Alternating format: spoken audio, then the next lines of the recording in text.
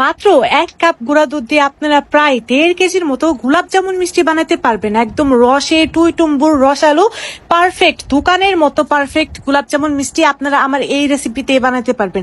আর এইটা no fail একটা recipe. আপনারা যদি এই রেসিপি ট্রাই করেন তাহলে গোলাপ জামুন বানানোর মাস্টার হয়ে যাবেন। রেসিপিটা শিখে রাখুন, আপনাদের অনেক বেশি কাজে লাগবে। প্রথমেই রুম টেম্পারেচারে থাকা 2টা ডিম নিয়ে নিয়েছি। তারপর এর ভেতরে 2 চা চামচের মতো দিয়ে দিয়েছি চিনি আর 1 চা চামচের মতো দিয়ে দিয়েছি পানি। সবশেষে এখানে 1 টেবিল চামচের মতো তেল দিয়ে এটাকে খুব ভালোভাবে নাড়িয়ে চাড়িয়ে মিক্স করে নিব। আর এখন এটাকে একটা সাইডে রেখে দিব।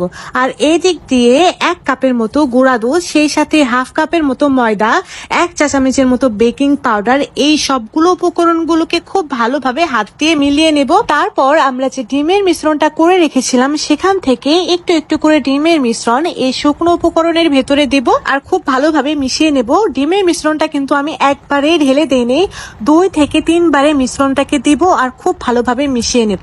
যখনই দেখবেন যে একদম খুব সুন্দর একটা ডো হয়ে গেছে তখনই মিশানোটা বুঝতে পারবেন যে কমপ্লিট হয়ে গিয়েছে। আর এখান থেকে কিন্তু আমার অনেকটাই ডিমের মিশ্রণ বেঁচে গিয়েছে। এবং সবশেষে এখানে 1 টেবিল চামচের মতো ঘি দিয়ে এটাকে আমি আরো ভালোভাবে মাখিয়ে নিলাম।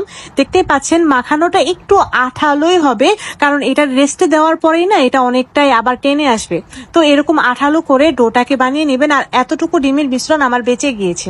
আমার ডোটা এখন একদমই রেডি। এখন এই ডোটাকে আমি 10 মিনিটের জন্য রেস্টে রেখে দেব। আর এখন হাতে একটু ঘি লাগিয়ে নিয়ে আমি ছোট ছোট এরকম বল বানিয়ে নেব।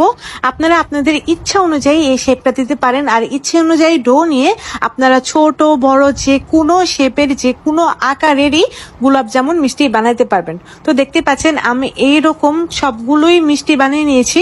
আর এখন অন্য একটি পাত্রে আমি প্রায় 3 কাপের মতো চিনি নিয়ে নেব। এখানে আমি প্রায় 3 কাপ না 2.5 কাপের মতো চিনি নিয়েছিলাম। তারপর এখন এখানে 5 কাপের মতো দিয়ে দিব পানি। 3 কাপ চিনিতে আমি 5 কাপের মতো পানি দিয়েছি।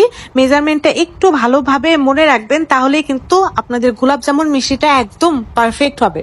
তো 5 কাপের মতো পানি দিয়ে এখন এটাকে খুব ভালোভাবে জাল করে নেব। চিনি আর পানিটা যখনই ফুটে বলক চলে আসবে তখনই এটাকে নামিয়ে নেব এবং অন্য একটি কড়াইয়ে দিয়ে দিব তেল। তেলের ভেতরে আমি এই মিষ্টিগুলোকে দিয়ে এটাকে লো আঁচে ভেজে নেব। গোলাপ জামুন মিষ্টিগুলো আপনারা লো মিডিয়াম আঁচে ভাজা ট্রাই করবেন। যদি আপনারা এটাকে হাই হিটে ভাজতে যান তাহলে কিন্তু উপরে হয়ে যাবে, ভেতরে কিন্তু কাঁচাই থাকবে।